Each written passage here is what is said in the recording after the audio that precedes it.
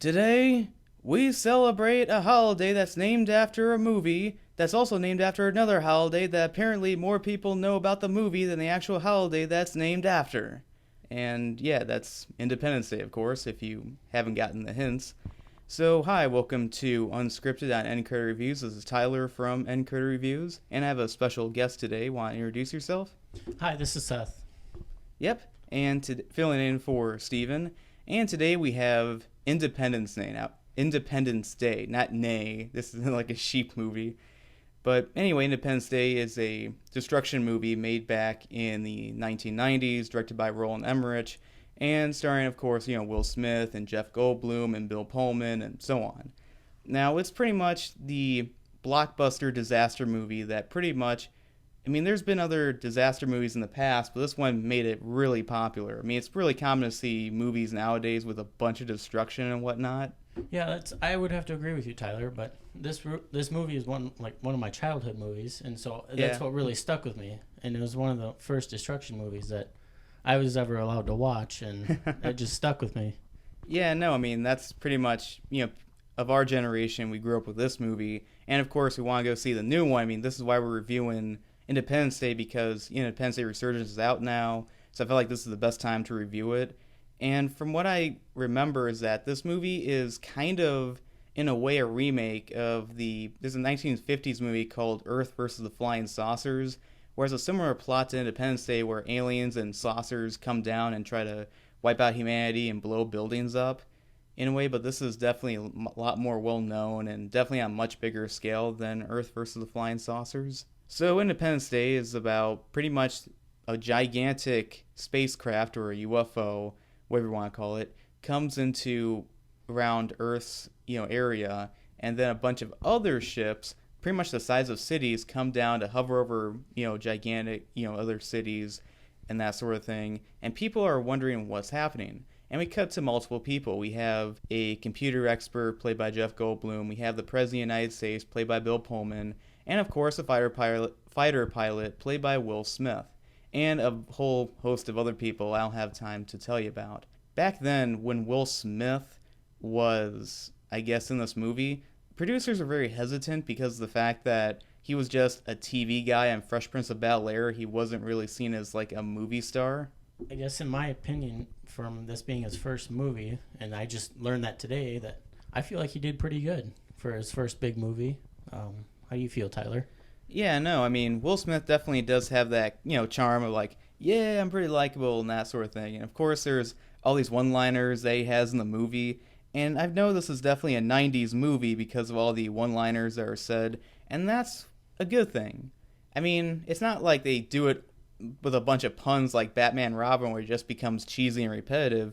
This is actually the kind that you're like, oh, this is pretty cool. I like this writing. I like maybe some of the characters and actors were probably doing this, like these one-liners in the spot. Maybe it wasn't scripted, but they were just maybe winging it. But I don't know how much it was the actors or maybe the writing they were given. But yeah, I would say that Will Smith definitely was one of the, probably kind of stole the show a bit, but this is definitely a movie where it's kind of a bunch of other actors. Now, the actor who plays the President of the United States and that sort of thing, it's funny how Bill Pullman, I mean, most people can't remember his name. They'll just say, oh yeah, you're the president from Independence Day. Most people don't know his real name, kind of like the actor played McLovin in Superbad. His real name is Christopher Mintz-Plasse, I think that's how you pronounce the last name, but people just say, oh, you're McLovin. And that, even to this very day, that movie's almost 10 years old, and people don't even know his real name. And kind of Bill Pullman, which, by the way, I did look up, that's his name, just, to, confirm that. And also we have, Jeff Goldblum. I mean, besides the other iconic movie, he was in, like, Jurassic Park and that sort of thing, which was the other iconic movie in the 90s he was in. Actually, back to the Will Smith, I'm kind of wrong about this being his first big movie. Technically, it was Bad Boys back a year before this, but that was, that wasn't really as big as Independence Day, but yeah, I mean, it was one of his first big movies in that. Going back to some of the one-liners Tyler here was talking about, now that we're older, we can better understand some of the jokes that they're getting at in some of these movies, and the funnier they get. Mm-hmm. And I feel like the more you watch them, the more you see and the more you understand with these jokes. Yeah, no, it's kind of like when you watch Disney movies when you're a kid, and then when you're older, you kind of understand the more adult jokes in a way. I would say that the one thing about this movie is that the best part about it is just the pretty much destruction scene where we see the UFOs pretty much obliterate all these cities, especially the White House, because my parents said when that happened, that was shocking. I mean, it's definitely an iconic moment today. It's not as shocking to today with people now because it's kind of, iconic image and, well, at least memory in cinema. But back then, seeing the White House getting obliterated like that was shocking. I would agree that they did really good on the special effects and the scenes where they, destroyed everything. It looked very real to me. Yeah, no, I think this movie might have won an Oscar for Best Special Effects. And what I loved about the effects in this movie is that it was a great combination of CGI and a lot of miniatures and animatronics and whatnot. Like a lot of the flying ships were definitely miniatures, which is really cool.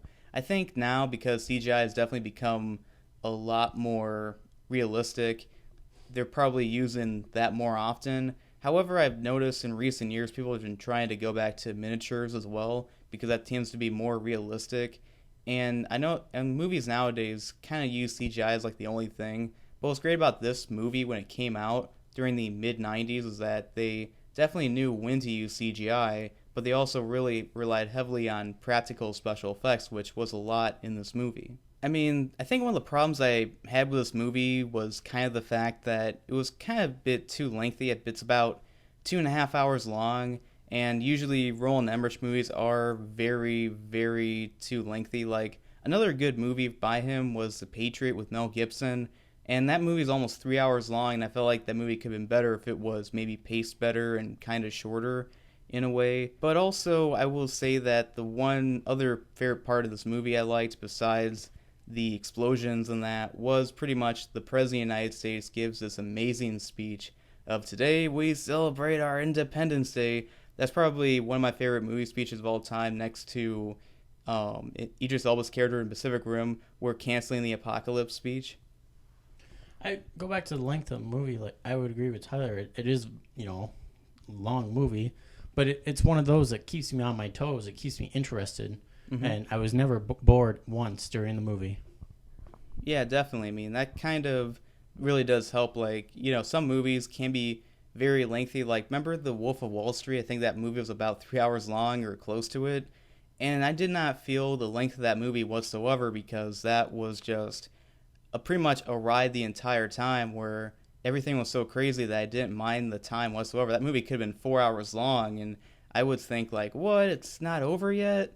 I mean, it's over kind of deal, but this one was kind of, there's a lot of, down moments where, characters were talking, and that's fine. I notice a lot of movies by him, by Roland Emmerich, does have a big cast of characters, which seems to be a reoccurring kind of trope in his movies in a way.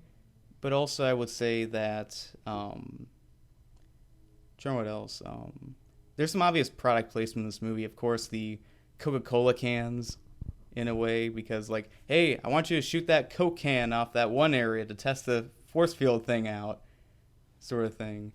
And then when they show, like, the going to that one place with the, Jeff Goldblum's character's, business, there's like a big kind of like a, what's it, like a recycling bin full of like Coke cans. And it's like, is the garbage man not doing his job? Either that or they drank a lot of Coke, Tyler. Well, hopefully they're not doing a bunch of Coke because the police are going to be raiding pretty soon. Maybe that's why my TV always goes out. Oh, by the way, Coca-Cola used to have cocaine in it before, it became illegal. So that's hence the word Coke in Coca-Cola in a way. But, just, kind of history 101 right there. Another character that I forgot was in this movie, actor, was Randy Quaid, who's Dennis Quaid's brother and that sort of thing. He definitely was I kind of had a hard time recognizing him because he was a lot thinner and he doesn't have like a beard like he has now. So what would you give this movie, Seth? I would give this movie a thumbs up. I really enjoyed this movie. It always kept me on my toes. It always interested me. And as a kid, I always loved the movie. I haven't changed my mind yet. Okay. Personally, I feel like this is definitely probably my favorite movie by Roland Emmerich next to The Patriot and Stargate. And the thing about, even with critics, I know that, a lot of critics haven't really cared for his movies that much. Even Independence Day was received mixed reviews from critics when it came out. But the general populace, like ourselves, definitely enjoy this movie a lot. I'm not saying that it's, something like the Shawshank Redemption kind of level of, being a movie quality. But I will say that it's still a pretty good movie and also very iconic, even if you think that this is just a cheesy, cliched 90s movie, kind of like how people think Top Gun is like a cheesy 80s movie. In a way, I think that, yeah, it's still enjoyable. I'm looking forward to the new one coming up, and that I'm looking forward to a lot of actors reprising their roles. And I know Will Smith is not coming back because of the fact that they were going to make a second and third one a while back because it made over $800 million when it came out, but he demanded at least $50 million. I'm not so sure if that was for each one or for both, but they're like, that's too much money. And later, like, screw it, we're going to do it with or without you, and I guess they're doing it without him. So overall, I give Independence Day about 3 stars out of 4. So anyway, hope you enjoyed this episode of Unscripted. This is Tyler from Anchor Reviews. And this is Seth. Yep, my guest star for now. So anyway, thanks for watching. I hope you enjoyed this video. Please like and subscribe.